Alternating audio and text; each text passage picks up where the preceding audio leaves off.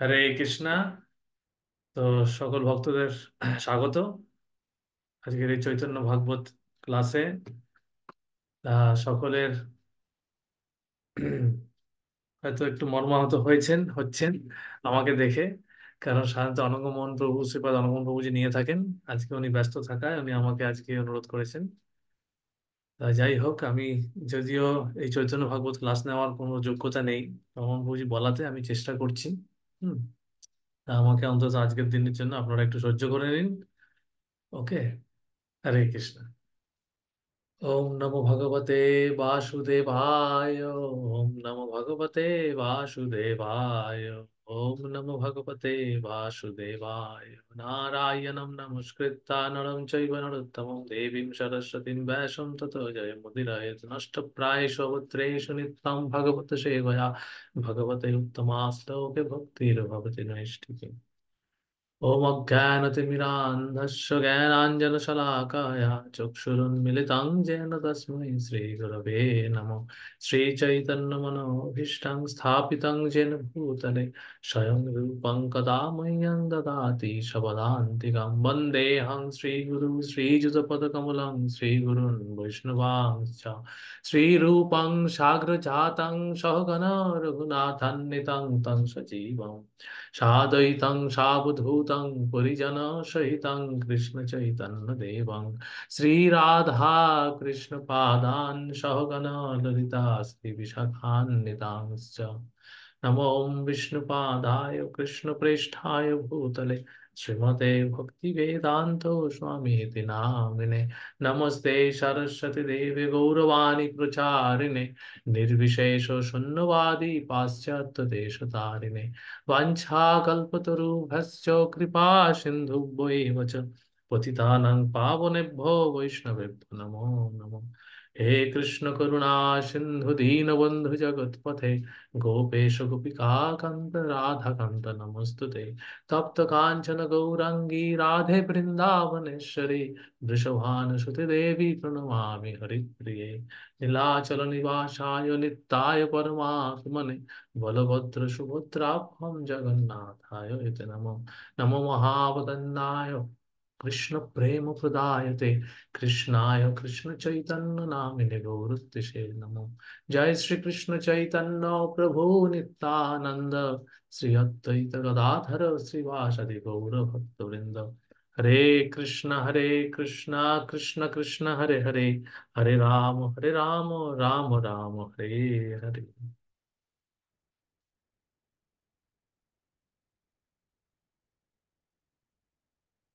হরে কৃষ্ণা। সকলকে অনেক অনেক ধন্যবাদ। এখন আপনাদের এখানে যে খুব সুন্দর একটা উদ্যোগ যে আপনারা একসঙ্গে এসে সকলে শোনার চেষ্টা করছেন। হুম। যে চৈতন্য মহাপ্রভুর এই যে উম, গুণকীর্তন, চৈতন্য ভাগবত, এটি এক ধরনের ভাগবত। হুম। এটা খুবই গুরুত্বপূর্ণ একটা বিষয় যে চৈতন্য মহাপ্রভুর কে ভালো করে জানা। তাই আমরা শুরু করি চৈতন্য ভাগবতের আলোচনা, এবং আজকে যে আলোচনাটা আছে সেই আলোচনাতে চৈতন্য মহাপ্রভু নিজেকে ভগবান হিসেবে প্রকাশ করছেন। চৈতন্য মহাপ্রভু সাধারণত নিজেকে ভগবান হিসেবে প্রকাশ করেন না, এখানে তিনি করছেন। তো আমরা শুরু করি। জয় জয় শ্রী চৈতন্য জয় নিত্যানন্দ, জয় দ্বৈত চন্দ্র জয় গৌর ভক্ত বৃন্দ। জয় জয় শ্রী চৈতন্য জয় নিত্যানন্দ, জয় দ্বৈত চন্দ্র জয় গৌর ভক্ত বৃন্দ। জয় জয় শ্রী চৈতন্য জয় নিত্যানন্দ, জয় দ্বৈত চন্দ্র জয় গৌর ভক্ত বৃন্দ। তো চৈতন্য মহাপ্রভু, আমি প্রথমে, আপনারা পড়ছেন নিশ্চয়ই এটা পড়ে, এর যে উম সারসংক্ষেপ কিছুটা, সেটা আমি আহ, চৈতন্য ভাগবতের একটা অন্য এডিশন থেকে আমি আলোচনা করব। তাই চৈতন্য ভাগবতের আপনারা মধ্য খণ্ডের ষষ্ঠ অধ্যায় আছেন। সকলে দেখতে পাচ্ছেন স্ক্রিনটা? আয়ুষ প্রভু, হ্যাঁ প্রভু, দেখতে পাচ্ছি প্রভু পরিষ্কার। হ্যাঁ প্রভুজি। দেখা যাচ্ছে তো? আচ্ছা, ঠিক আছে।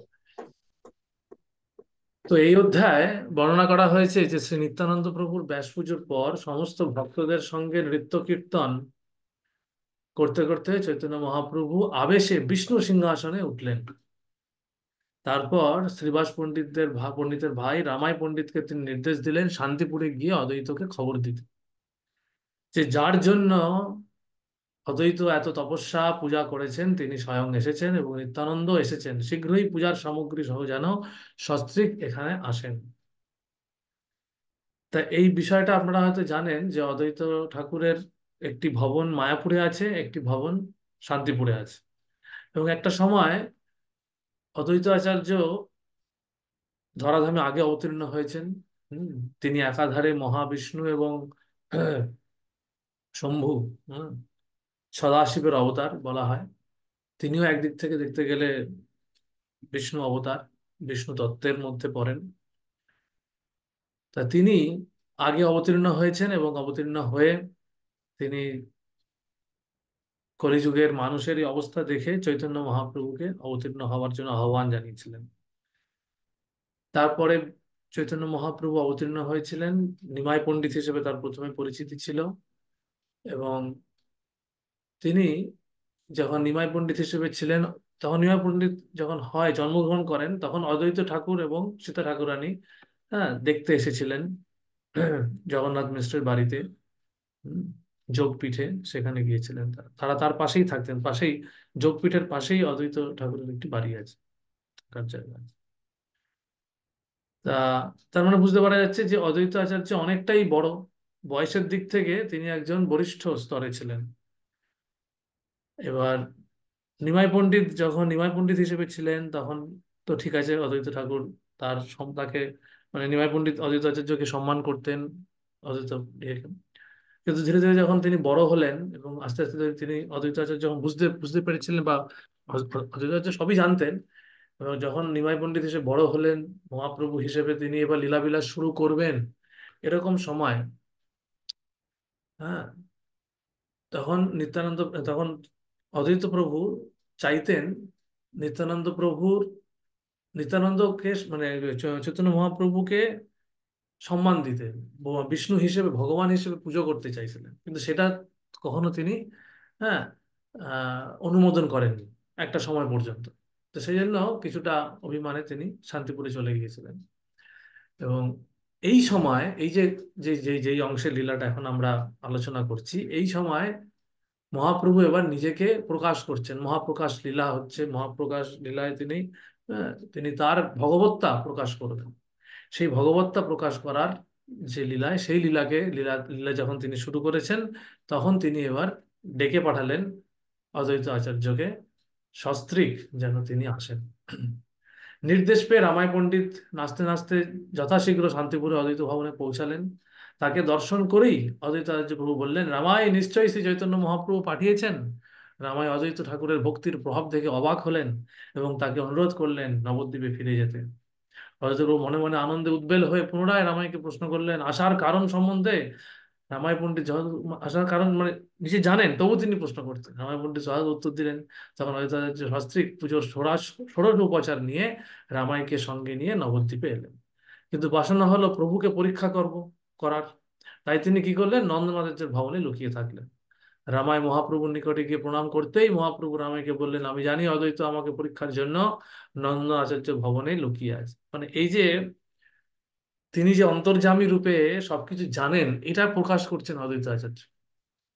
তিনি যে সাধারণ একজন, তিনি যদিও ভক্ত অবতার হিসেবে এসেছেন চৈতন্য মহাপ্রভু, কিন্তু তিনি যে প্রকৃত পক্ষে ভগবান, সেইটা মহাপ্রভু খুব অল্প সময়ের জন্য প্রকাশ করেছিলেন। তারপরে তিনি নিজে একজন ভক্ত হিসেবে, আদর্শ ভক্ত হিসেবে প্রকাশ করেছেন।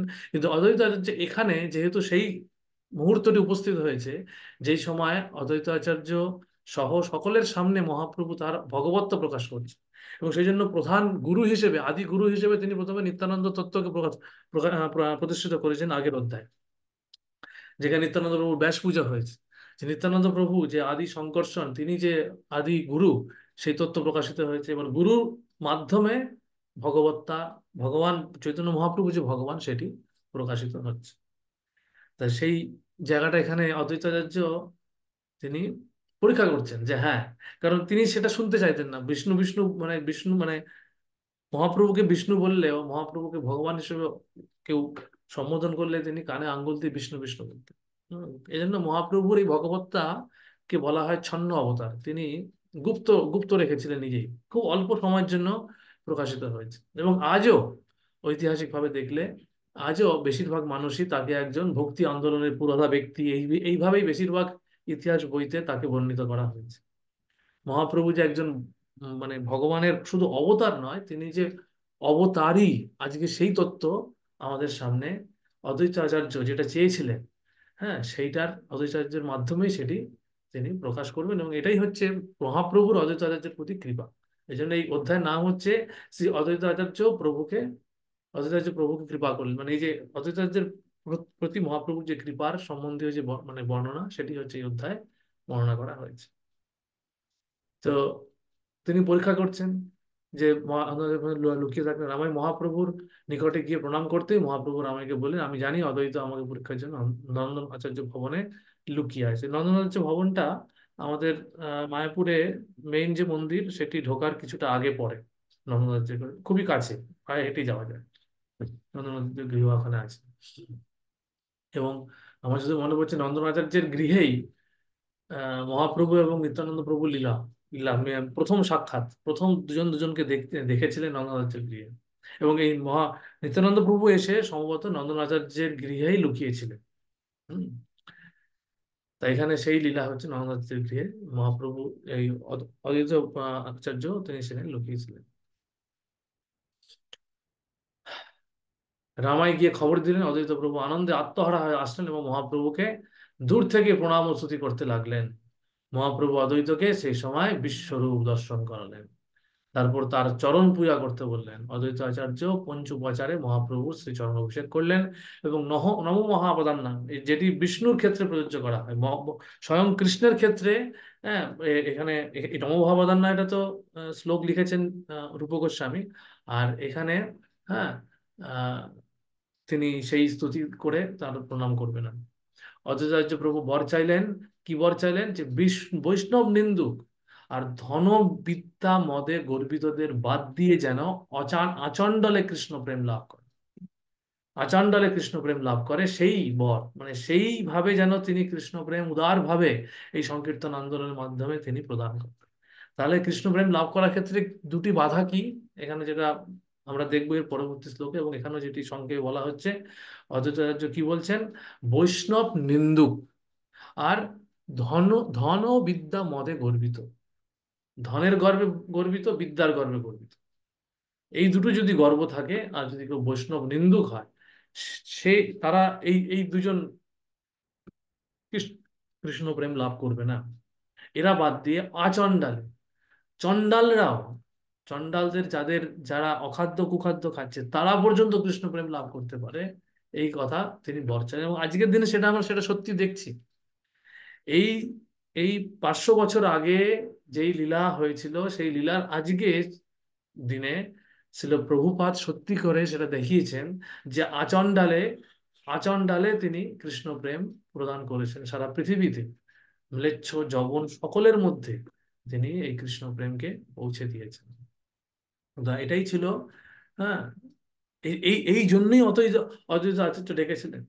অদ্বৈত আচার্য যেই কারণে ডেকেছিলেন সেটি প্রকৃতপক্ষে সত্যি করেছেন কিন্তু, হ্যাঁ, অভয়চরণবৃন্দ ভক্তি বেদান্ত স্বামী প্রভুপাদ। এবং মহাপ্রভু যে আন্দোলনের সূচনা করেছিলেন, সেই আন্দোলনের যে মূল উদ্দেশ্য, পৃথিবীতে হবে যত নগরাদি গ্রাম সর্বত্র প্রচার হইবে মোর নাম, সেটি কিন্তু, এবং পৃথিবীর ভারতবর্ষ ছাড়া অন্যান্য বেশিরভাগ জায়গায়, বেশিরভাগ জায়গাতে কিন্তু মানে যবন চণ্ডালের থেকে, মানে পঞ্চমা যারা বর্ণাশ্রম ধর্মের সম্পূর্ণ বাইরে, তারা অবস্থান করে, তারা থাকে। সুতরাং সেই কথা আজকেরই লীলাটি কিন্তু বাস্তবে রূপদান করেছেন প্রকৃতপক্ষে, হ্যাঁ, আন্তর্জাতিক কৃষ্ণ ভবনামৃত সংঘের আচার্য, প্রতিষ্ঠাতা আচার্য অভয় চরণবিন্দু ভক্তিবেন্দ্র স্বামী প্রভুপাদ।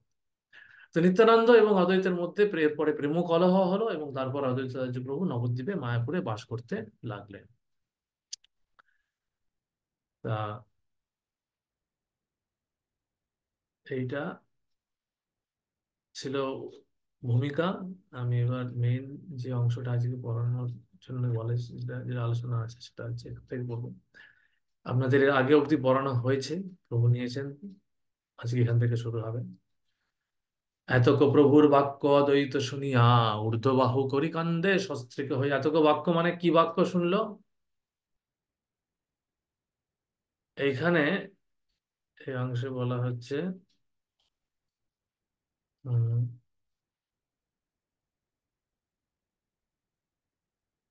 পুজো করতে বললেন আর কি। সবার জন্ম তোমার কারণ বৈষ্ণব দেখিতে ব্রহ্মাদি হরণ তোমা হইতে দেখি সর্ব দেখিবে সর্বজনে। উম, আমার এই অংশ তাদের বুঝতে পারছি না।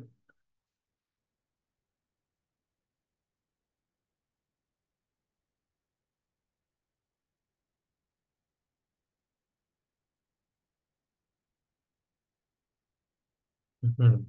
এই মহাপ্রভুর অদ্বৈতের কাছে নিজেকে, নিজের প্রকাশ তত্ত্ব ও জীবের সৌভাগ্যের কারণ বর্ণনা করছে। পরম সদা, এটা এর আগে হয়েছে, তার আমি জাস্ট একটু প্রসঙ্গটা টেনে নিয়ে তারপরে শুরু করছি এখানে। পরম সদায় মতি প্রভু বিশ্বম্ভর চাহিয়া অদ্বৈত প্রতি করিলা উত্তর। তোমার সংকল্প লাগি অবতীর্ণ আমি, বিস্তর আমার আরাধনা কইলে তুমি। সতিয়া ছিল ক্ষীরা ক্ষীর সাগর ভিতরে, নিদ্রাভঙ্গ হইল মোর তোমার অহংকারে। দেখিয়া জীবের দুঃখ না পারি সহিতে, আমারে আনিলে সব জীব উদ্ধারিতে। যতেক দেখিলে চতুর্দিকে মোর গণ, সবার হইল জন্ম তোমার কারণ।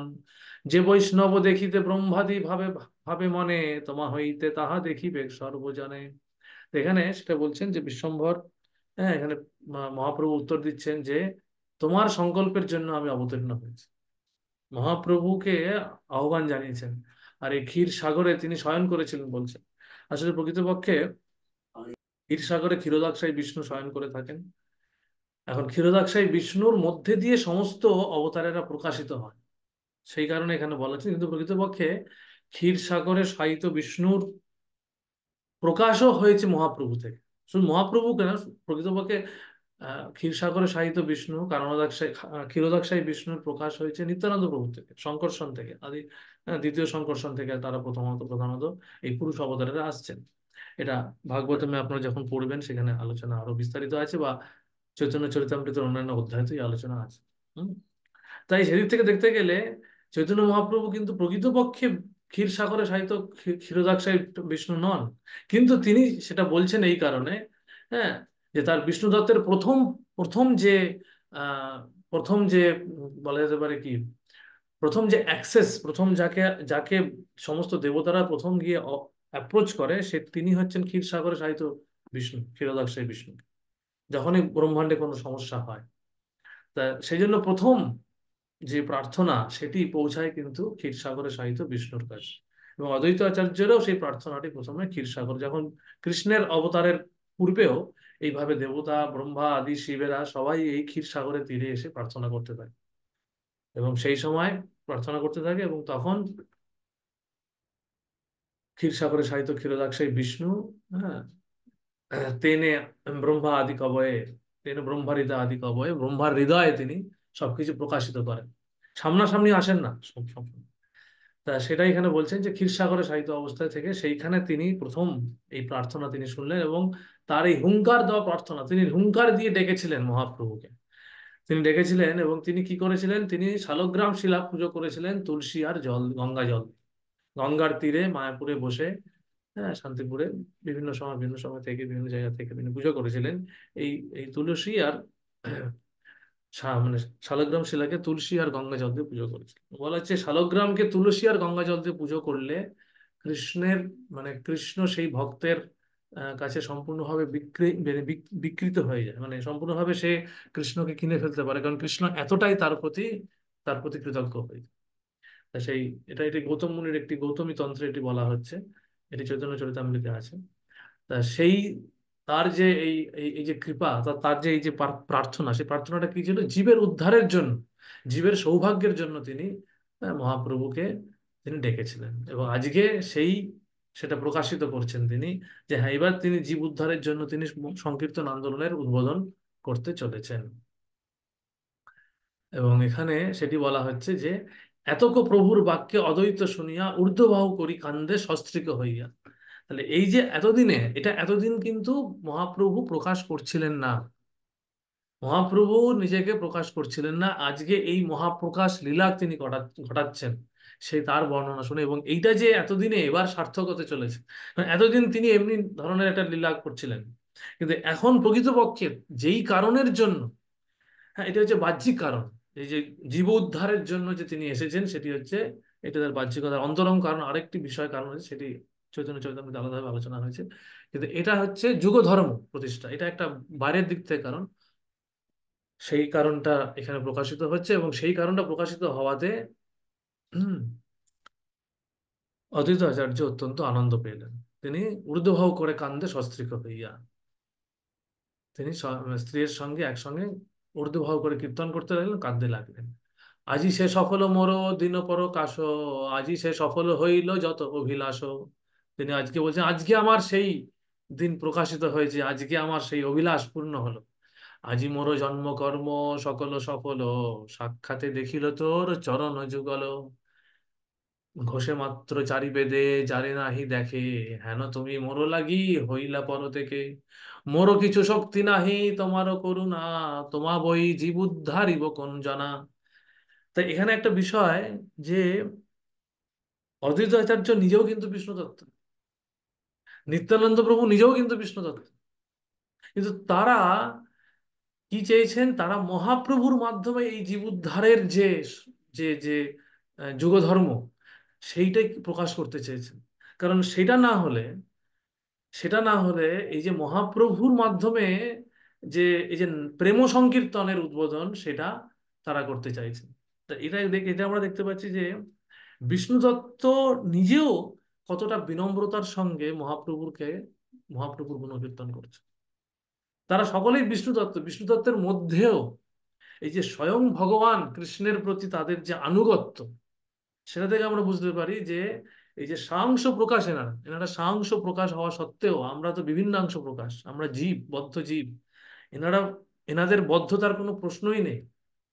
এনারা চাইলেও বিষ্ণু সমস্ত জগৎকে উদ্ধার করতে পারেন। একজন শক্তিশালী বৈষ্ণব জগৎ উদ্ধার করতে পারলে এনাদের কি না ক্ষমতা আছে, কিন্তু এনারা চাইছেন মহাপ্রভুকে প্রকাশ করতে, মহাপ্রভুর, হ্যাঁ, যে যে প্রেম সংকীর্তন, মহাপ্রভুর যে মহাবদান্যতা, সেটা প্রকাশ করতে চাইছেন। কারণ সেটার মাধ্যমে প্রকৃতপক্ষে বদ্ধ জীবদের হৃদয় বিগলিত হবে। আচণ্ডাল জীব উদ্ধারের জন্য সেজন্য মহাপ্রভুকে তিনি আসতে বলেন, এবং মহাপ্রভুর চরণ বন্দন করার এবার শুরু হবে। হ্যাঁ, তারা বলছে তোমাকে ছাড়া আমরা জীব উদ্ধার করতে পারবো না। বলিতে বলিতে প্রেমে ভাসেন আচার্য, প্রভু বলে আমার পূজা করো কার্য। তো এইভাবে যখন প্রেমে ভেসে যাচ্ছেন, তখন প্রভু বলছেন এবার তুমি আমার পুজো করো। পাইয়া প্রভুর আজ্ঞা মোর পরম হরিষে, চৈতন্য চরণ পূজে অশেষ বিশেষে। এবার প্রভুর আজ্ঞা পেয়ে, এটাই চৈতন্য মহাপ্রভুর এই চরণ বন্দন করতে চেয়েছিলেন এর আগেও, তখন তিনি দেননি চরণ বন্দন করতে। সেই জন্য আজকে তিনি কাঁদছেন। যেই চরণ বন্দন করার জন্য তিনি একদিন অত্যন্ত আকাঙ্ক্ষিত ছিলেন, লালায়িত ছিলেন, সেই চরণ বন্দন করার সুযোগ তিনি আজকে পাচ্ছেন, এবং সেটা প্রভু নিজেই দিচ্ছেন তাকে। তো এই জন্য তিনি মানে আনন্দে বিহল হয়ে তিনি কাঁদছেন। হুম। কারণ চিন্তা করুন একটা জিনিস, যে যেই চৈতন্য মহাপ্রভুকে, হ্যাঁ, জন্ম যখন নিচ্ছে, আতুর ঘরে গিয়ে দেখে আসছে, সেই মহাপ্রভু আজকে বিষ্ণু হিসেবে তার সামনে উপস্থিত, মহাপ্রকাশ লীলা তিনি সামনে করছেন, এবং তাকে পুজো করতে দিচ্ছেন, যাকে ছোটবেলা থেকে যিনি দেখেছেন। সেই তার মানে এখানে বোঝা যাচ্ছে যে এই যে ভগবানের যে যে লীলা, ভগবানের যে জন্মকর্ম, যে এটা দিব্য, সেখানে জড়জাগতিক বয়সের কোনো সীমাবদ্ধতা নেই। সেখানে তত্ত্বের গুরুত্ব, তিনি যে স্বয়ং ভগবান, তিনি যে অবতারই ভগবান, সেটা প্রকাশ করতে চাইছেন। বাকিরা যে সব অবতার, একলা কৃষ্ণ, একলা ঈশ্বর কৃষ্ণ, বাকি সব তার ভৃত্য, এই তত্ত্ব আজকে প্রকাশিত হবে। বাকি সব, সমস্ত সমস্ত বিষ্ণু তত্ত্ব সমান শক্তিমান, তত্ত্বগতভাবে সবাই সমান হলেও লীলার দিক থেকে স্বয়ং ভগবান যে আলাদা, স্বয়ং ভগবান যে বিশেষ, সেই সেই বিশেষত্বের যে মহিমা, তা আজকে প্রকাশিত হতে চলেছে। তাই জন্য আজকে এই এই সুযোগের এই এই এই ঘটনা, এই দুর্লভ ঘটনা ঘটতে চলেছে বলে আজকে অদ্বৈত প্রভু এত বিগলিত। চৈতন্য, হ্যাঁ, এবার বিশেষ, প্রথমে চরণ ধুই সুবাসিত জলে, শেষে গন্ধে পরিপূর্ণ পাদপদ্মে ঢালে, চন্দনে ডুবাই দিব্য তুলসী মঞ্জুরি, অর্ঘ্যের সহিত দিলা চরণ উপরি। এখন এই যে তুলসী মঞ্জুরি দেওয়ার, তুলসী মঞ্জুরি চরণে একমাত্র বিষ্ণু দত্তের চরণে দেওয়া হয়, আর কারোর চরণে দেওয়া হয় না, আর কারোর চরণে দেওয়া হয় না। তাহলে এই যে তুলসী মঞ্জুরির যে অর্পণ হচ্ছে, একদম বিষ্ণুকে যেভাবে পুজো করা হয় সেইভাবে আজকে মহাপ্রভুর পুজো করছেন ষোড়শ উপাচারে নিত্যানন্দ, অদ্বৈত আচার্য এবং সীতা ঠাকুরানী।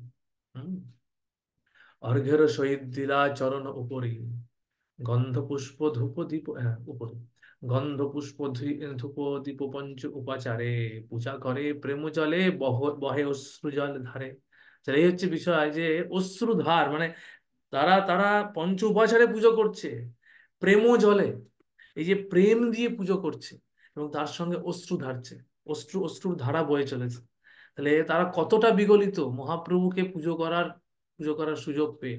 কারণ এই সুযোগের জন্য অদ্বৈত আচার্য অনেক দিন অপেক্ষা করে, কারণ মহাপ্রভু সকলকে সুযোগ দিচ্ছিলেন, কিন্তু মহাপ্রভুর প্রতি তিনি একটা, যাকে বলে সম্ভ্রমতার সম্পর্ক রেখেছিলেন, যেটা অদ্বৈত আচার্য, সরি, মহাপ্রভু অদ্বৈত আচার্যের প্রতি একটা সম্ভ্রমতার সম্পর্ক রেখেছিল, যেটা অদ্বৈত আচার্যকে কষ্ট দিচ্ছিল, যেই জন্য তিনি কষ্টে মায়াপুর থেকে শান্তিপুরে চলে গিয়েছিলেন। কিন্তু আজকে সেই কষ্টের নিরসনের দিন, সেই জন্য আজকে তিনি অশ্রুধার, তার তার তার নয়ন দিয়ে অশ্রুধারা বইছে। পঞ্চশিখা জালি পুনঃ করেন বন্দনা, শেষে জয় জয় ধ্বনি করে ঘোষণা, করিয়া চরণ পূজা ষোড়শ উপাচারে, আরো বারো দিলামাল্য বস্ত্র অলঙ্কারে, শাস্ত্র দৃষ্টে পুজো করি পটল বিধানে, এই শ্লোক পরি করে দণ্ড নামে। কি শ্লোক পড়ছেন? নমো ব্রহ্মণ্য দেবায় গ্রো ব্রাহ্মণ্য হিতায় চ, জগদ্ধিতায় কৃষ্ণায় গোবিন্দায় নমো নমো। তো কৃষ্ণকে পুজো করার যে মন্ত্র, কৃষ্ণ মন্ত্রে তিনি পুজো করছেন মহাপ্রভু। তো এইভাবে মহাপ্রভু নিজেকে সুযোগ করে দিলেন, মহাপ্রভু অদ্বৈত আচার্যকে সুযোগ করে দিলেন যে তিনি যে বিষ্ণু তত্ত্ব, তিনি যে স্বয়ং ভগবান কৃষ্ণ, তিনি যে কৃষ্ণ থেকে অভিন্ন, সেটি জগতের সামনে তিনি প্রকাশ করতে দিলেন। আর এটাই মহাপ্রভুর কাছ থেকে চাইছিলেন অদ্বৈত আচার্য।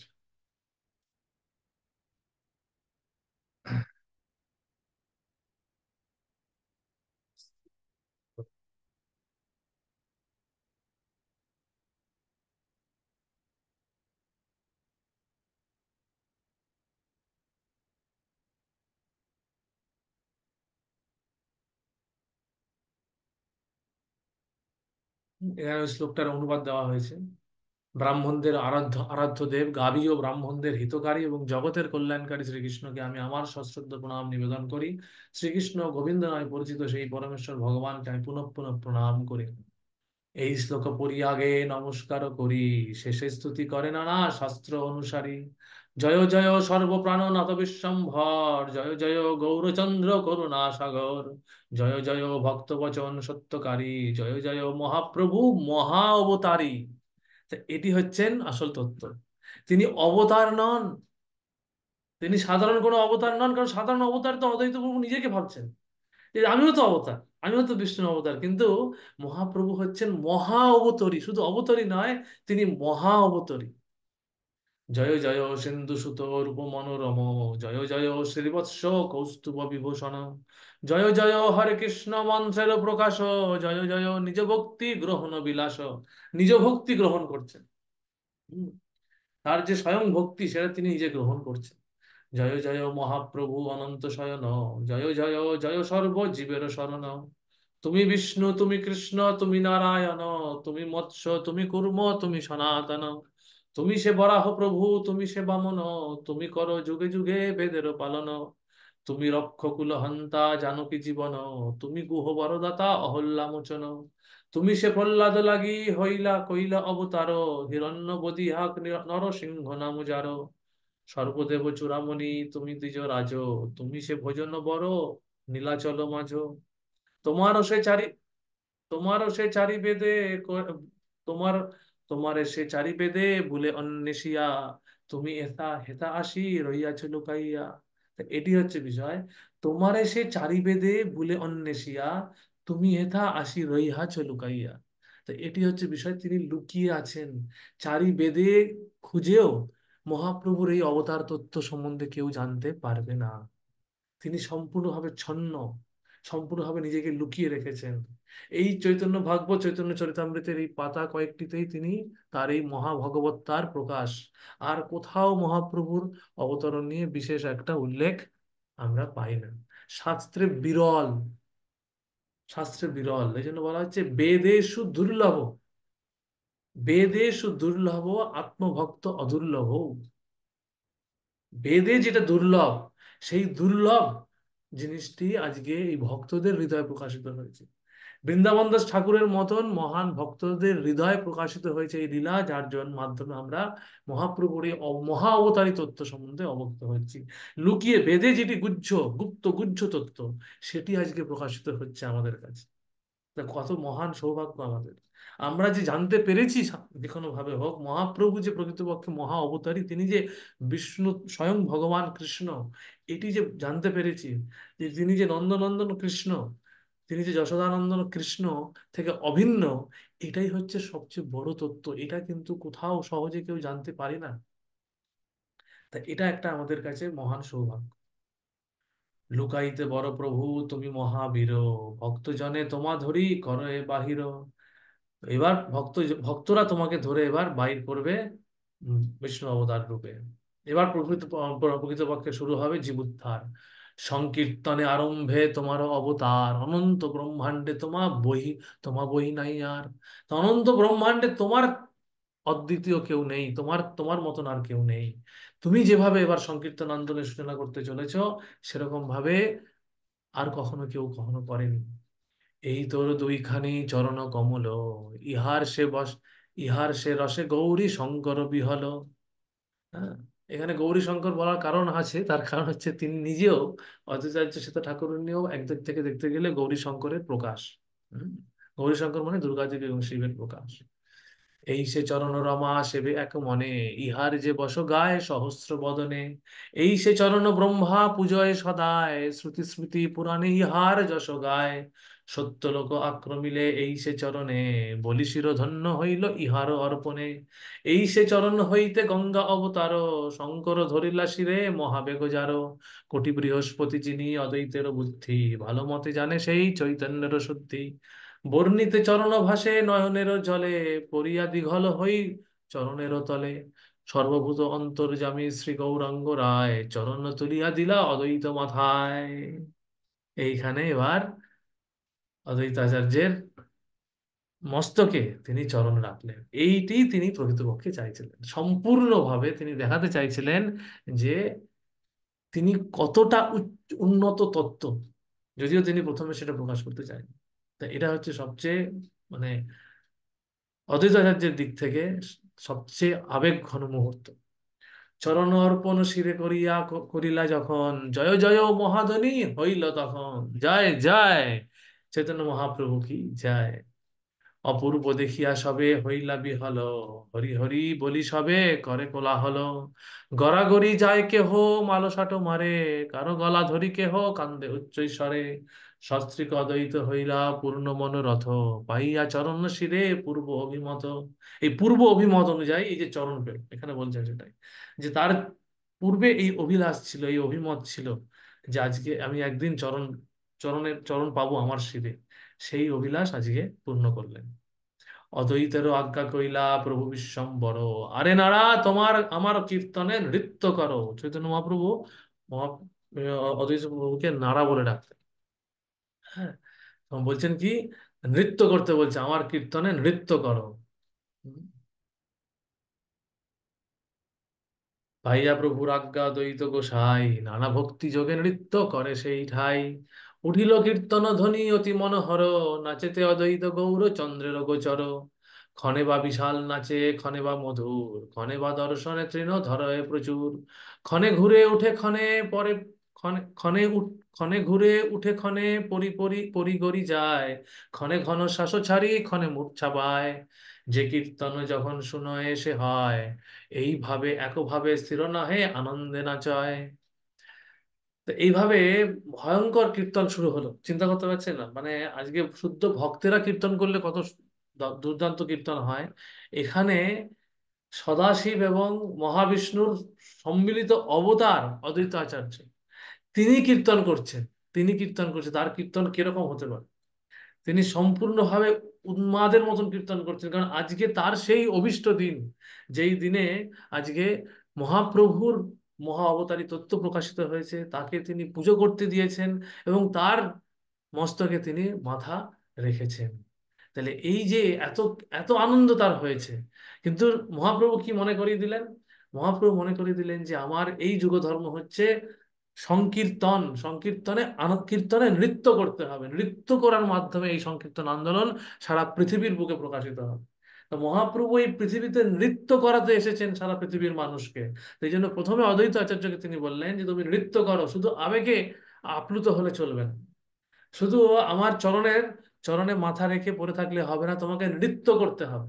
তো এই যে প্রেম সংকীর্তন, এই যে নৃত্য, এই নৃত্য হচ্ছে প্রকৃতপক্ষে মানে চিন্ময় জগতে, চিন্ময় জগতে গোলক বৃন্দাবনে কেউ হাঁটে না, সেখানে সকলেই সর্বদাক সংকীর্তন কীর্তনে নৃত্য করছেন। তারা নৃত্য করতে করতে যান, তাদের তাদের তাদের হাঁটা বা চলাটা সাধারণভাবে আমাদের মতন হাঁটা চলা নয়, তাদের সেখানে নৃত্যরত অবস্থায় সর্বদা রয়েছে। যারা এতই আনন্দে মগ্ন ভগবানকে নিয়ে, তা সেই তারই একটা ছোট গ্লিমস আমরা পাচ্ছি এই সংকীর্তন আন্দোলনে, যেখানে ভগবানকে, ভগবানের মহিমা কীর্তন করতে করতে আমরা নৃত্য করি। নৃত্য মানুষ তখনই করে যখন সে প্রচন্ড আনন্দ পায়। হ্যাঁ, তা সেই সেই বিষয়টি এখানে প্রকাশিত হচ্ছে অদ্বৈত আচার্যের মাধ্যমে। সেই ভয়ঙ্কর, সেই কিরকম ভাবে সংকীর্তন নৃত্য করা উচিত আমার কীর্তন, এখানে কি বলছেন? আমার কীর্তনে নৃত্য করো, আমার কীর্তনে নৃত্য করো। সুতরাং এখানে মহাপ্রভু এই যে তার জন্য যে কীর্তন হচ্ছে সেই কীর্তন নৃত্য করার জন্য বলছে তিনি। তার মানে কীর্তনের যে মূল অভিষ্ট যে আরাধ্য দেবতা কে আমাদের কাছে? মহাপ্রভু, সেটাও তিনি প্রকাশিত করলেন। হুম। এতদিন তিনি নিজে কীর্তন করছিলেন, তিনি নিজে কৃষ্ণ নাম নিচ্ছিলেন, এরপরও তিনি কৃষ্ণ নাম নেবেন, কৃষ্ণ নামে প্রকাশ করবেন, কিন্তু এখানে তিনি প্রকাশ করছেন যে আমার কীর্তনে নৃত্য কর। হুম।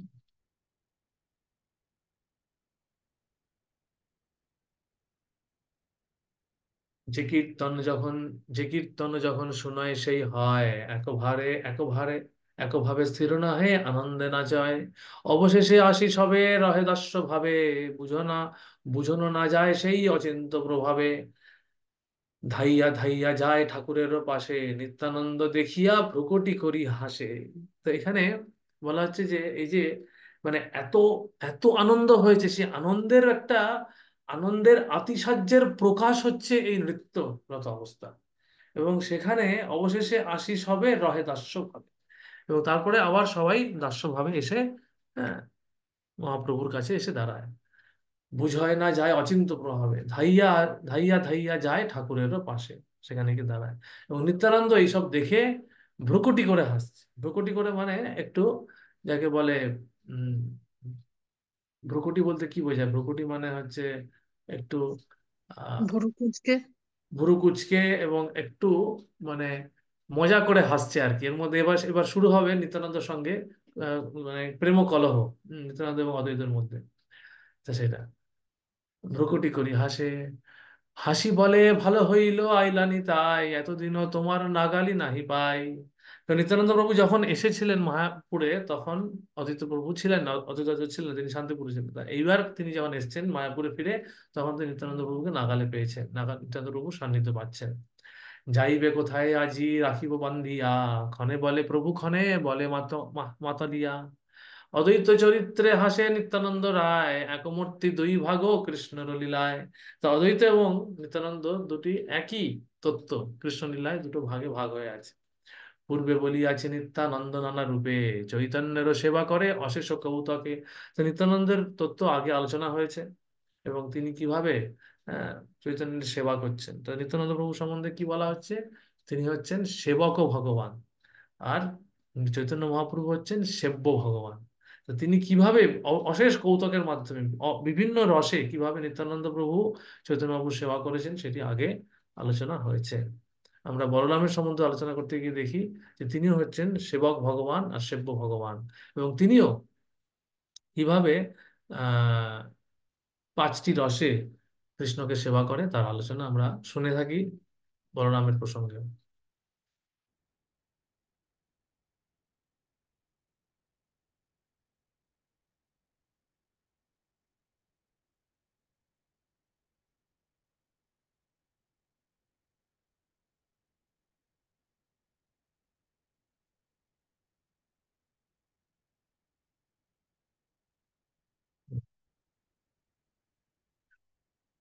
কোন রূপে কেহ কোন রূপে করে ধ্যান, কোন কোন রূপে কেহ কোন রূপে কহে কোন রূপে করে ধ্যান, এই দুয়ের প্রীতি যেন অনন্ত শঙ্কর। এটা বোঝা যাচ্ছে অনন্ত শঙ্কর কেন বলা হচ্ছে। তো এই যে অনন্ত শঙ্কর বলার মানে হচ্ছে অনন্ত দেব হচ্ছেন, হ্যাঁ, নিত্যানন্দ প্রভুর কথা বলা হচ্ছে, আর শঙ্কর হচ্ছে শিবের কথা বলা হচ্ছে। দুই কৃষ্ণ চৈতন্যের প্রিয় কলেবর, যেনা বুঝি দোহার কলহ বক্ষ দুই। এই দুয়ের প্রীতি যেন অনন্ত শঙ্কর, দুয়ে কৃষ্ণ চৈতন্যেরও প্রিয় কলেবর, জেনা বুঝি দোহার কলহ পক্ষ ধরে, এক বন্দে আরে নিন্দে এই জনমরে। তো এই দুজনের মধ্যে, অনন্ত আর শঙ্করের মধ্যে কলহ, প্রেম কলহ হবে, এবং এই সেই প্রেম কলহে প্রেম কলেবর হবে। প্রেম কলহ হবে, সেই প্রেম কলহতে হ্যাঁ, তো কেউ যেন কারোর পক্ষ না ধরে, কারণ দুজনেই দুজনেই ভগবানের অত্যন্ত প্রিয়। তাই জন্য কারোর একজনের পক্ষ ধরলেই আরেকজনের প্রতি অপরাধ করা হবে।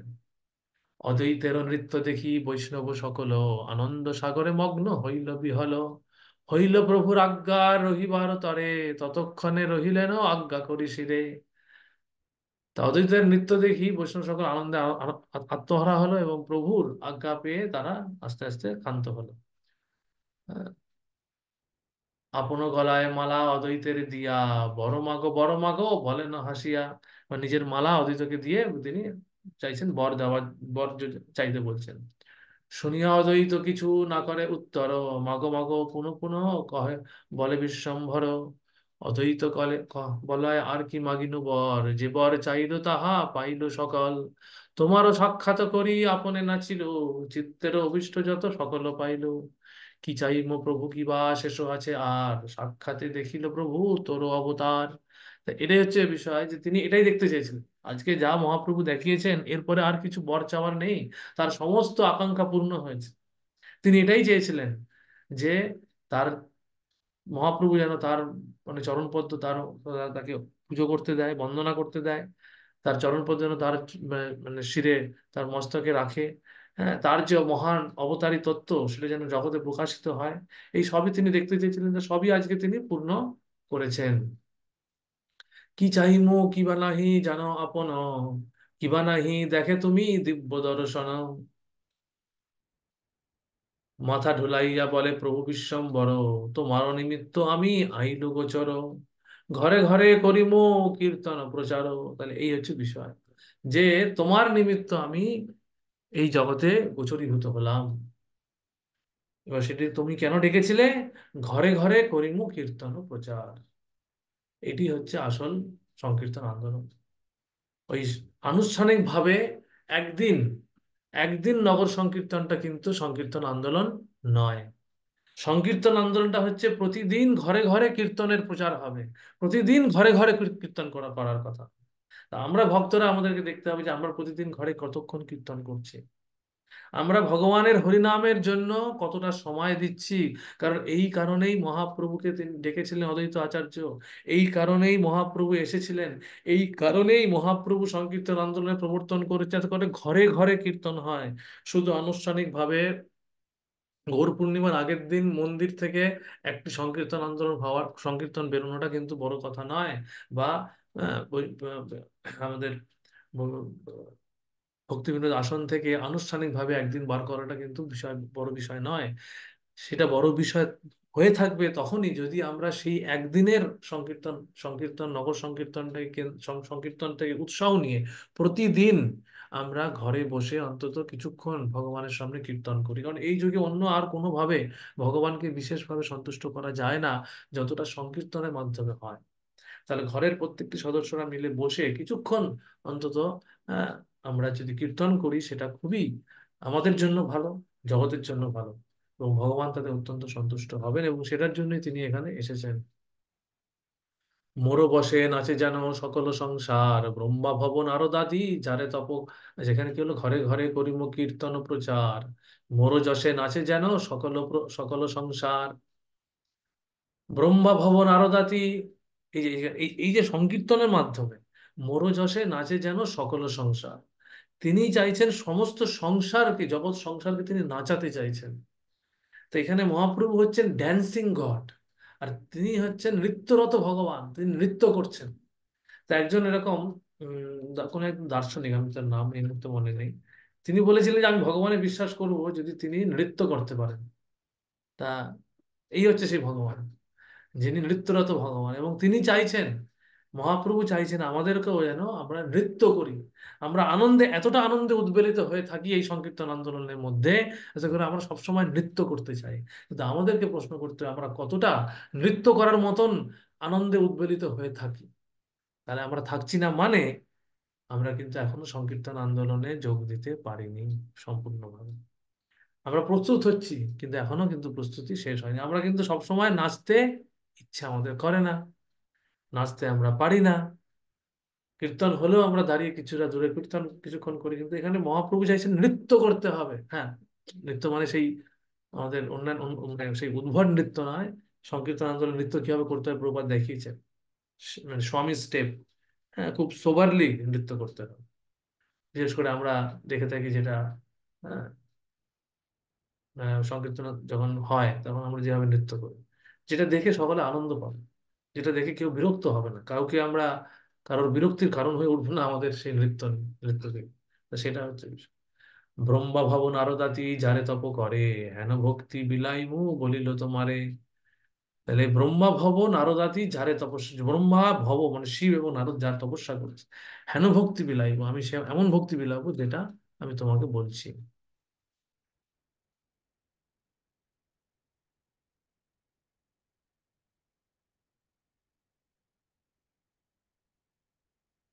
অদ্বৈত বলাই যদি ভক্তি বিলাই বা, শ্রীশূদ্র আদি যত মূর্খের সে দিবা। তখন অদ্বৈত প্রভু বলছে তুমি যখন ভক্তি বিলাইতেই চাইবে, তাহলে তুমি কিন্তু এমন ভক্তি দাও যেটা স্ত্রী শূদ্র আদি যত মূর্খ আছে সবাই যেন পাবে। এর পরের লাইনটা হচ্ছে সবচেয়ে গুরুত্বপূর্ণ। বিদ্যা ধন কুল আদি তপস্যার মদে, তোর ভক্ত তোর ভক্তি যে জন বাঁধে। আর এইটা হচ্ছে বিষয়, বিদ্যা ধন কুল আদি তপস্যার মদে। হুম। জন্ম ঐশ্বর্য সুত শ্রীবি এধমানুমত পুমান নৈবার অর্হতি অভিধাতুম বই অকিঞ্চন গোচর।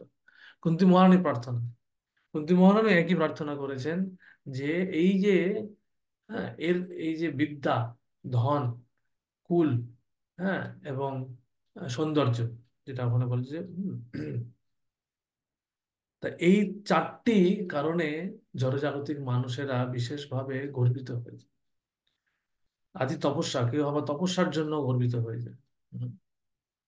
তো এখন কথা হচ্ছে যে আমরা তো আন্তর্জাতিক কিছু আমরা তো মিত্রদের দেখছি যারা আসছে তারা অনেকেই বিদ্বান, অনেকেই ধনী ব্যক্তি, অনেকেই বড় বড় বড় ফ্যামিলি থেকে আসছেন, উচ্চ পরিবার থেকে আসছেন, উচ্চ শিক্ষিত, সুন্দর দেখতে। তারা সবই তো ঠিকই আছে, তাহলে তারা কি ভক্তি পাবে না? না, এইগুলি থাকাটা কোনো সমস্যা নয়, কিন্তু এইগুলির জন্য গর্বিত হওয়াটা হচ্ছে সমস্যা। এইগুলিকে নিয়ে যদি আমরা গর্ব করি, তাহলে সেটা ভক্তি বাধক। তোর ভক্ত তোর ভক্তি যে জন বাঁধে। এই গর্বিত হয়ে কি হয়, গর্বিত হওয়ার ফলেই কিন্তু আমরা বৈষ্ণব নিন্দুক হই। এই গর্ব হওয়ার ফলে আমাদের হৃদয়ে ভক্তি প্রকাশিত হয় না।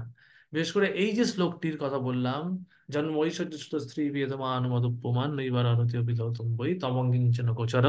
এই শ্লোকটির প্রসঙ্গে, এই শ্লোকটির যেখানে তাৎপর্য প্রভুপাদ লিখছেন, সেখানে সেটাই লিখছেন যে এই গর্ব যদি আমাদের হৃদয়ে থাকে, তাহলে আমরা আন্তরিকভাবে, প্রবাদ ওখানে ইউজ করেছেন, we cannot chant with feeling, আমরা অন্তর দিয়ে, অনুভূতি দিয়ে ভগবানকে ডাকতে পারবো। তো এটা হচ্ছে সবচেয়ে বড় বাধা। তাহলে বিদ্যা ধন কুল আদি এগুলো কোনো বাধা নয়, কিন্তু এইগুলোর জন্য গর্বিত হওয়াটা বাধা। তো সেটা হচ্ছে এখানে মহাপ্রভু, তারা তারা পাবে না কৃষ্ণ। তো যে কৃষ্ণ প্রেম মহাপ্রভু দিচ্ছেন, সেই কৃষ্ণ প্রেম থেকে বঞ্চিত থাকবে একমাত্র এরা। যে পাপিষ্ঠ সব দেখি মরুকু পুরিয়া, আচান্ডালে নাচুক তোর নাম গুণ গাইয়া।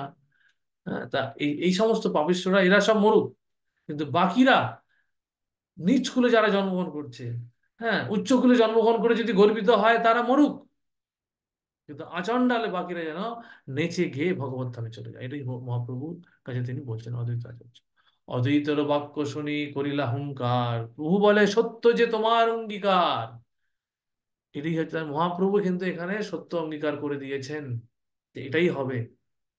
তাহলে অদ্বৈত আচার্যের এই কথাটি, এই যে বর, এটাই এই বরই প্রার্থনা করলেন আজকে মহাপ্রভুর কাছে। তিনি নিজের জন্য কিছু প্রার্থনা করলেন না, তিনি জগতের জন্য প্রার্থনা করলেন। অদ্বৈত আচার্যকে বর দান করার মাধ্যমে তিনি সমস্ত কলিযুগের মানুষের প্রতি বর দান করলেন। শুধু সেই বর থেকে বঞ্চিত থাকবে কারা? যারা এই এই বিদ্যা ধন কুল আদি তপস্যার মধ্যে গর্বিত হয়ে ভক্ত এবং ভক্তির প্রতি যারা নিন্দা করে, তারা বাধা, তারা বঞ্চিত হয়ে থাকবে। বাকিরা আচণ্ডালে শুধু নৃত্য কীর্তন করতে করতে, মহাপ্রভুর গুণকীর্তন করতে করতে তারা ভগবত ধাম চলে যাবে। অদ্বৈতের বাক্য শুনি করিয়া হুঙ্কার, প্রভু বলে সত্য যে তোমার অঙ্গীকার। এইসব বাক্যের সাক্ষী সকল সংসার, মূর্খ নিচ প্রতি কৃপা হইল তাহার। চণ্ডালাদি নাচায় প্রভুর গুণ গানে, ভট্ট মিশ্র চক্রবর্তী সব নিন্দা জানে। এই যে ভট্ট মিশ্র চক্রবর্তী, এরা সেই সময় এই মহাপ্রভুর প্রতি বিরূপ মনোভাব প্রকাশ করেছিলেন, সংকীর্তন আন্দোলনের নিন্দা করেছিলেন। তারা এই আন্দোলনের কৃপা থেকে বঞ্চিত হয়েছেন। গ্রন্থ পড়ি মুন্ড মুড়ি কারণ বুদ্ধি নাশ, নিত্যানন্দ নিন্দা করে যাইবে কো নাশ। তাহলে তারা বড় বড় গ্রন্থ পড়ছে, তারা মণ্ডিত মস্তক হচ্ছে, কিন্তু তাদের বুদ্ধি নাশ হয়েছে। কেন বুদ্ধি? তারা বিদ্যার গর্বে গর্বিত। নিত্যানন্দ নিন্দা, তারা নিত্যানন্দকে নিন্দা করছে, কারণ নিত্যানন্দ অবধূতের মতন ঘুরে বেড়াতেন। নিত্যানন্দ তো তারা বুঝতে পারছিলেন না, কারণ তারা গর্বিত। তারা আনুষ্ঠানিক স্মৃতি, কি বলে, স্মার্ত ব্রাহ্মণ তারা। হ্যাঁ, স্মার্ত ব্রাহ্মণ, ব্রাহ্মণ পরিবারের মতো জন্মগ্রহণ করেছেন, কিন্তু ব্রাহ্মণোচিত কোনো গুণবালি তাদের মধ্যে নেই। হ্যাঁ, তারা আনুষ্ঠানিক ভাবে কিছু ব্রাহ্মণোচিত কাজকর্ম করছে, পঠন পাঠন যাজন যাজন, হ্যাঁ, দান প্রতিগ্রহ ইত্যাদি করছে তারা। হ্যাঁ, কিন্তু তারা প্রকৃতপক্ষে বিষ্ণু তত্ত্ব সম্বন্ধে অবহিত নয়। অদ্বৈতর বলে প্রেম পাইল জগতে, অদ্বৈতর বলে প্রেম পাইল জগতে, এ সকল কথা কহি মধ্যখণ্ড হইতে। চৈতন্য অদ্বৈত মধ্যখণ্ড দ্বারা, এই যে অদ্বৈতের বলে সারা জগৎ প্রেম বন্যায় ভাষা শুরু হলো। তিনি প্রকৃতপক্ষে কৃষ্ণ প্রেমের যে ভান্ডার, সেই কৃষ্ণ প্রেমের ভান্ডারটি আজকে আনলক হয়ে করে দিলেন। এই এই এই যে আনলকিং, আনলকিং এর বাংলা কি হতে পারে? মানে কি বলা যেতে পারে, মানে খুলে দিলেন কৃষ্ণ প্রেম। কৃষ্ণ যে গোলকেরও প্রেমধন হরিনাম সংকীর্তন, যেই গোলক গোলক থেকে যে প্রেম ধন মহাপ্রভুর মাধ্যমে এসেছে অদ্বৈত আচার্যের প্রার্থনায়, সেটি এতদিন কি ছিল? এতদিন তারা নিজেদের মধ্যে রেখেছিলেন। আজকে সেটি এবার প্রকাশিত হবে। চিন্তা করতে পারা যায় যে সেই সেই প্রেম বন্যার, যে প্রেম বন্যায় আজকে ইসকনের ইসকনের নেতৃত্বে যে যে সারা পৃথিবীব্যাপী যে প্রেম বন্যা চলছে, তার সূচনা হয়েছিল এই আজকের দিনে। এই লীলাটি মানে যখন হচ্ছে, এবং আজকের দিনে সেটি কোথাও না কোথাও হচ্ছে। মহাপ্রভুর লীলা নিত্য লীলা, ভগবানের কৃষ্ণের লীলা নিত্য লীলা, এটি কোনো না কোনো ব্রহ্মাণ্ডে, হ্যাঁ, ঠিক এই সময় মহাপ্রভু এই মহাপ্রকাশ লীলা করছেন। অদ্বৈত আচার্যকে এই কৃপা দান করছেন, অদ্বৈত আচার্যকে উপলক্ষ করে সারা জগতের প্রতি কৃপা তিনি বর্ষণ করছেন। এই সকল কথা কহি মধ্যখণ্ড হইতে, চৈতন্য অদ্বৈতে যত হইল প্রেম কথা। না, এটা এখানে শেষ হলো। এবার চৈতন্য অদ্বৈতে যত হইল প্রেম কথা, সকল জানেন সরস্বতী জগন্মাতা। সেই ভগবতী সর্বজনের জিহায়, অনন্ত হইয়া চৈতন্যর যশ গায়। সর্ব বৈষ্ণবের পায় মন নমস্কার, ইথে অপরাধ কিছু নহুক আমার। সস্ত্রীকে আনন্দ হইলা আচার্য গোসাই, অভিমত পাই রহিলেন সেই ঠাই। শ্রী শ্রীকৃষ্ণ চৈতন্য নিত্যানন্দ জান, বৃন্দাবন দাস তুছ পদ যুগে গান। ইতি শ্রী চৈতন্য ভাগবত মধ্য খণ্ডে অদ্বৈত মিলনং নাম ষষ্ঠ অধ্যায়ং। তো এখানে আজকের এই অধ্যায়টি শেষ হলো। এখানে মূলত যেটা আমরা দেখলাম যে মহাপ্রভু কিভাবে, দুটো জিনিস আমরা দেখলাম। মহাপ্রভু নিজের ভগবত্তা প্রকাশ করেছেন আর অদ্বৈত আচার্যকে লক্ষ্য করে তিনি জগতের সামনে এই যে কৃষ্ণ প্রেমের ভান্ডার, কৃষ্ণ প্রেমের ভান্ডারকে তিনি প্রকাশ করেছেন। আজকে সেই সেই কৃষ্ণ প্রেমের বন্যায় বন্যায় আজকে সারা জগৎ ভাসছে। আহ, শিল প্রভুপাদের কৃপা, শিল প্রভুপাদ আজকে আমাদের কৃপা করে এই সুন্দর আহ আন্দোলনের সঙ্গে আমাদের যুক্ত করার সুযোগ দিয়ে তিনি আন্দোলনের সূচনা করেছেন। যে আন্দোলনের পরিকল্পনা করেছিলেন, এবং এই জন্য শিল প্রভুপাদ, শিল প্রভুপাদ এটি জানতেন যে এই অদ্বৈত আচার্যের কৃপাতেই প্রকৃতপক্ষে মহাপ্রভু এসেছেন এই এই সংকীর্তন আন্দোলনের প্রকাশ করার জন্য। এই জন্য প্রভুপাদ, আপনারা এই লীলাটা শুনেছেন, প্রভুপাদ আহ যখন তিনি জলদূত জাহাজে আরোহণ করবেন কলকাতার খিদিরপুর ডক থেকে, তার আগে 1 সপ্তাহ আগে তিনি শান্তিপুরে গিয়ে, হ্যাঁ, তিনি উম, শান্তিপুরে এক জায়গায় বসে, শান্তিপুরে একটা জায়গা আছে যেখানে এই 3 ঠাকুর একসঙ্গে ছিলেন, এই যে চৈতন্য মহাপ্রভু, নিত্যানন্দ প্রভু এবং অদ্বৈত। এবং তারা সেইখানে প্রথম পরিকল্পনা করেছিলেন, তাদের সেই পরিকল্পনা করেছিলেন যে সারা পৃথিবীতে, হ্যাঁ, এই এই কৃষ্ণ প্রেমের প্রকাশ ঘটাতে হবে। তা সেইটার জন্য আহ তিনি, শিল প্রভুপাদ এই অদ্বৈত ভবনে গিয়েছিলেন শান্তিপুরে। হুম, এবং সেখানে তিনি একদিন বসে তিনি হরিনাম করে যাচ্ছেন, অনেকক্ষণ ধরে হরিনাম করে যাচ্ছেন, হরিনাম করে যাচ্ছেন পিছনে বসে। ছুটির সময়, মানে সাধারণত সাধারণত ছুটির দিন, মানে কোনো শনিবার রোববারই ছিল। এই ট্রেনে করে তিনি গিয়েছিলেন শান্তিপুরে। হম, শিয়ালদা থেকে ট্রেন ধরে শান্তিপুরে যাওয়া যায়। মহা শিল প্রভুপাদ গিয়েছিলেন এবং সেখানে তিনি কীর্তন করছেন, এবং কীর্তন করার পর উম, যখন ভিড় কিছুটা কমে গেছে, তখন শিল প্রভুপাদ সামনে এসে দাঁড়িয়েছেন। তখন এবং এবং সেই পূজারী যিনি ছিলেন আর কি, পূজারী দেখতে পাচ্ছিলেন যে একজন ভদ্রলোক বসে এরকম কীর্তন করছেন, মানে হরিনাম করে যাচ্ছেন, আর তার চোখ দিয়ে অঝরে অশ্রুধারা বইছে। আপনি বুঝতে পারছিলেন যে তিনি সাধারণ বৈষ্ণব নন। আহ, তাকে তিনি ডেকেছিলেন, প্রভুপাদকে ডেকেছিলেন। তখন তো তিনি প্রভুপাদ নামে হিসেবে তখন প্রকাশিত, কেউ জানেন না আর কি। হ্যাঁ, তা তখন বলেছিলেন যে আপনি এরকম বসে আছেন অনেকক্ষণ ধরে দেখছি। উনি মাঝে মাঝে যেতেন, মহাপ্রভু প্রভুপাদ মাঝে মাঝে শান্তিপুরে যেতেন। হুম, যখন কলকাতায় আসতেন কোনো কাজে, তিনি শান্তিপুরে যেতেন এবং তিনি ওইরকম ভাবে গিয়ে মানে প্রার্থনা করতেন। তা ওনাকে ডেকেছিলেন, ডাকার পরে যিনি জিজ্ঞেস করেছিলেন পূজারী যে আপনি এরকম অনেকক্ষণ ধরে আজকে বসে আছেন, অন্যদিন তো আসেন কিছুক্ষণ থেকে চলে যান। বলছে হ্যাঁ, আজকে আমি বসে আছি, তার কারণ হচ্ছে আগামীকাল কি আগামী পরশু আমি এই কোনো একটা শুক্রবার দিন, সামনে শুক্রবার আমি এরকম আমেরিকা যাচ্ছি। হ্যাঁ, আমেরিকা রওনা হব। তো বলছি বা আপনি আমেরিকায় যাচ্ছেন, খুব ভালো। বলছে না, প্রকৃতপক্ষে আমি আমেরিকায় যাচ্ছি না, এই ভাগবতম আমেরিকায় যাচ্ছে, এই ভাগবতমের সঙ্গে আমি যাচ্ছি। তো এইভাবে প্রভুপাদকে বলেছিলেন। প্রভুপাদ তখন সেই পূজারীকে বলেছিলেন। তা পরবর্তীকালে যখন বিদেশি ভক্তরা শান্তিপুরে আসেন, তখন ওখানকার পূজারী এই ঘটনার কথা বলেন আর কি, যে এরকম প্রভুপাদ এরকম এসেছিলেন।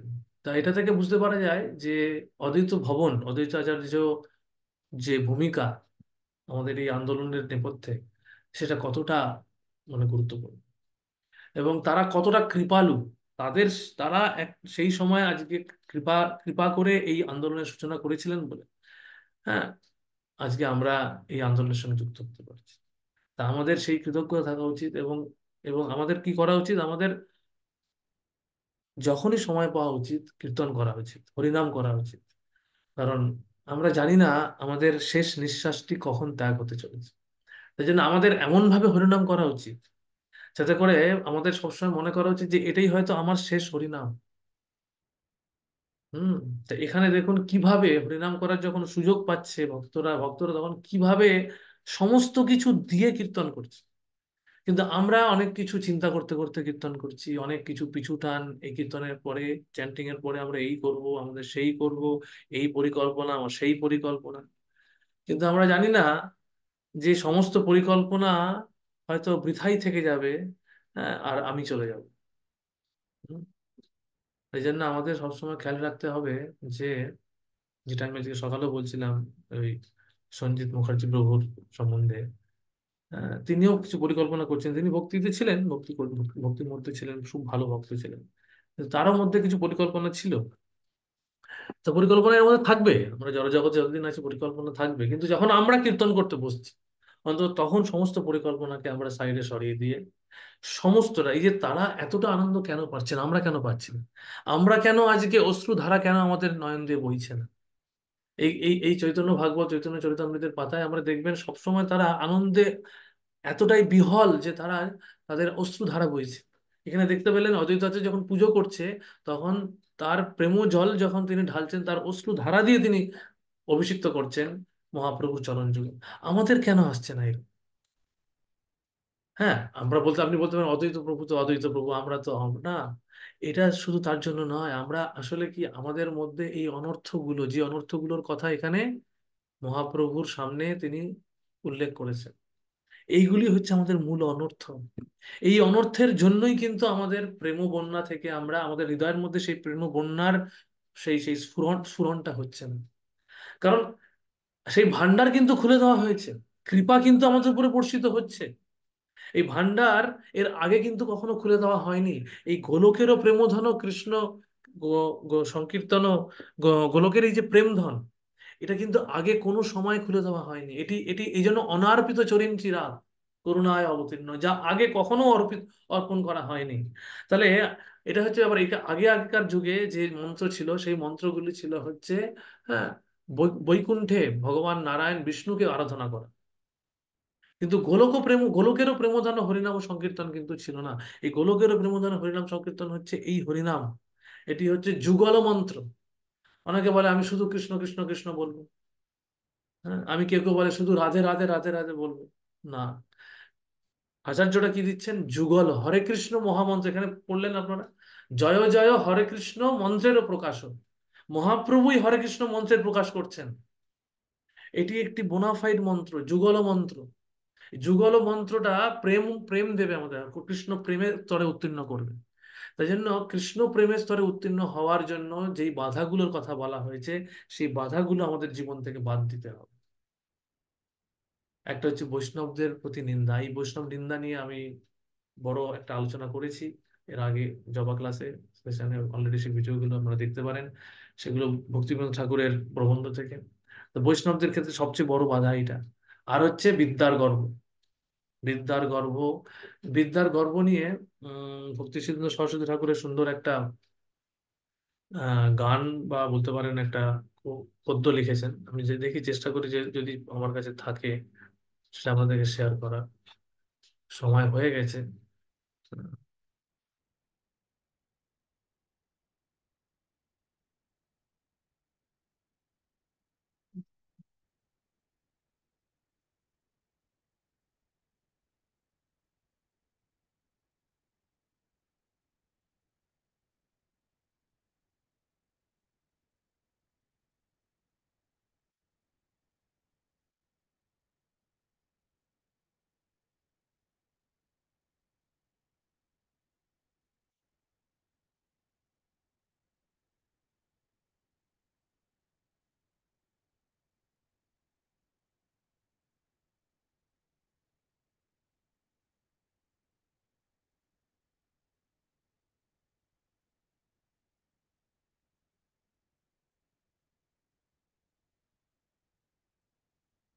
না, আমি এটা পাচ্ছি না এখন, থাক। এখানে একটা ছিল।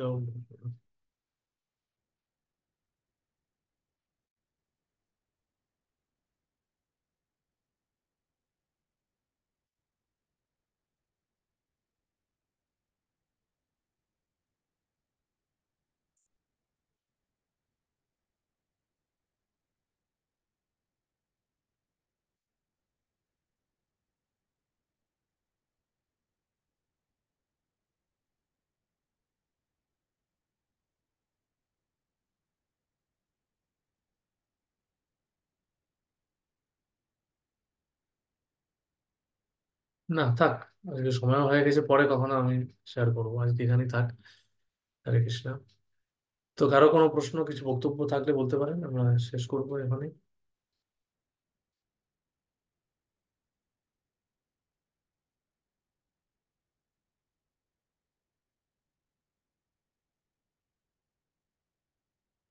নাড়া বলে কেন সম্বোধন করা হতো সেটা আমার জানা নেই। নাড়া বলা হতো এটা আমি জানি, এখানেও সেটা বলা হচ্ছে, কেন বলা হতো আমি সেটা জানি না। ওটা সেই সময়কার কোনো ইয়ে হতে পারে কিছু, কেন বলা হতো আমি জানি না। হরে কৃষ্ণ প্রভু। হরে কৃষ্ণা। প্রভু, ওখানে দেখলাম লেখা আছে যে বললেন স্ত্রী, শূদ্র ইত্যাদি মূর্খ যত যেটা আছে, তো হুম। ভগবান তো মানে স্ত্রীকে তো মানে সেই মা বা এর মর্যাদা দিয়েছেন। সেখানে মূর্খ টার্মটা যেটা ইউজ করেছেন সেই জায়গাটা আমি বুঝতে পারছি না। মানে তার মানে স্ত্রী কি মূর্খ ছিলেন, নাকি আগেকার দিনের মহিলারা পড়াশোনা করতেন না বলে এরকম ছিল, মানে ব্যাপারটা কি? ব্যাপারটা হচ্ছে যে ভক্তিতে যারা আসছে তারা মূর্খ নয়, ভক্তিতে যারা আসছে না তাদের মূর্খতার মূর্খতার কথা বলা হয়েছে। হ্যাঁ, কলিযুগে সকলেই মূর্খ, স্ত্রী শূদ্র সকলেই মূর্খ। ঠিক আছে, এখানে বলা হচ্ছে শূদ্র, শূদ্রদের সঙ্গে তুলনা করা হচ্ছে। হুম। তো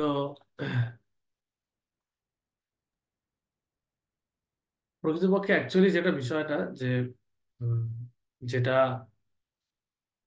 বলা হয়ে থাকে যে আহ, স্ত্রী এবং পুরুষদের মধ্যে, এটা সাইন্টিফিক্যালি প্রুফ, ব্রেন সাবস্ট্যান্সের যে পরিমাণ, সে পরিমাণের একটা পার্থক্য আছে। হুম। সাধারণভাবে, সাধারণভাবে বলা হচ্ছে, এটা সাধারণভাবে বলা হচ্ছে যে স্ত্রী স্ত্রীরা পুরুষদের থেকে একটু কম বুদ্ধিমান। ঠিক আছে, এটা কিন্তু সাধারণভাবে বলা হয়। এবং এই কারণে বৈদিক সংস্কৃতিতে স্ত্রীদেরকে স্ত্রীদের ক্ষেত্রে অনেক রকম নিয়ম কানুন ছিল। ঠিক আছে, তার কারণটা হচ্ছে স্ত্রীদেরকে নিরাপত্তার মধ্যে রাখার জন্য সেই নিয়ম কানুনগুলো ছিল। স্ত্রীদের যে সম্মান, সেই সম্মানটা অক্ষুণ্ণ রাখার জন্য সেটা ছিল।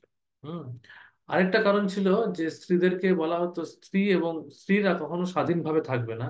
যেরকম বলা হয়, আপনি এটা যদি এতে দেখেন, ভগবত গীতাতেও দেখেন, ভগবত গীতাতেও প্রভুপাদ লিখছেন, ভগবত গীতার প্রথম অধ্যায় উম শেষের দিকে, যেখানে বর্ণ সংকর নিয়ে আলোচনা করা হচ্ছে। হ্যাঁ, যেখানে অর্জুন বলছে যে সবাই যুদ্ধ করলে যদি মারা যায় তাহলে তো বর্ণ সকল সকল সকল মানে স্ত্রীরা আহ নিরাপত্তাহীন হয়ে যাবে, বর্ণ সংকর হবে। বর্ণ সংকর হয় মানে তখন তাদের নিরাপত্তা দেওয়ার কেউ থাকবে না, যে কোনো স্ত্রীর, যে কোনো পুরুষের ভোগ্যে বস্তুতে পরিণত হবে। এবং তখন এই যে বিবাহের ক্ষেত্রে যে বর্ণ বিচার করা হয়, হরোস্কোপ ম্যাচিং করানো হয় ইত্যাদি যেগুলো করা হয়, সেগুলো করার জন্য কেউ বরিষ্ঠ পরিবারে কেউ বরিষ্ঠরা থাকবেই না, গুরুজনেরা থাকবে না, তার জন্য সংস্কারটাই চলে যাবে। তখন কি হবে, তখন যে যেমন খুশি ভাবে বিবাহ বন্ধনে আবদ্ধ হয়ে বর্ণসংকর সৃষ্টি হয়, বর্ণসংকরের ফলে সমাজে অরাজকতা সৃষ্টি হবে, যেটি কলিযুগে বর্তমানে হচ্ছে, বর্তমানে যেটা হচ্ছে। তা সেটার কথা বলা হচ্ছে। হ্যাঁ, যে স্ত্রীদেরকে এই জন্য সবসময়, যেরকম বলা হচ্ছে, স্ত্রীরা বিবাহের পূর্বে তার পিতার তত্ত্বাবধানে থাকবে, বিবাহের পর স্বামীর তত্ত্বাবধানে থাকবে, স্বামীর অবর্তমানে পুত্রের তত্ত্বাবধানে সাধারণভাবে থাকা উচিত। হুম। তাহলে এইভাবেই বলা হয়ে থাকে। এভাবে তাহলে কি হবে, স্ত্রীদের জীবন সবসময় নিরাপদ থাকছে। কিন্তু বর্তমানে সেটা নেই বলেই বিভিন্ন রকম সমস্যা হচ্ছে। তা এটা একটা দিক। আহ আরেকটা দিক হচ্ছে, আরেকটা দিক হচ্ছে ভগবদ গীতাতে একটা শ্লোক আছে, আমি সেই শ্লোকটা মনে করার চেষ্টা করছি।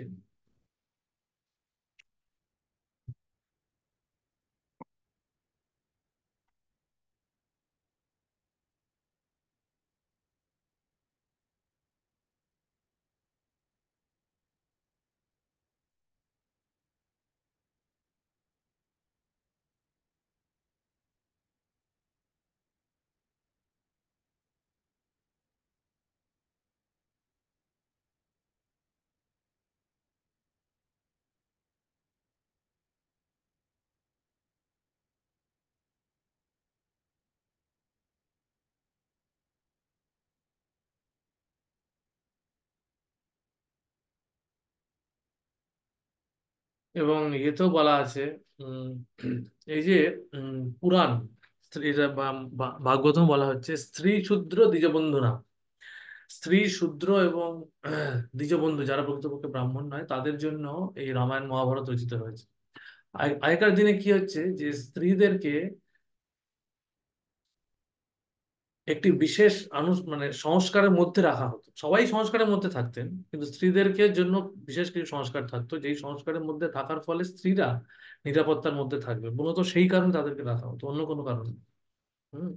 অনেকে ভাবে যে বৈদিক যুগে যে নিয়ম কানুন গুলো ছিল সেগুলি বুঝি ছিল আহ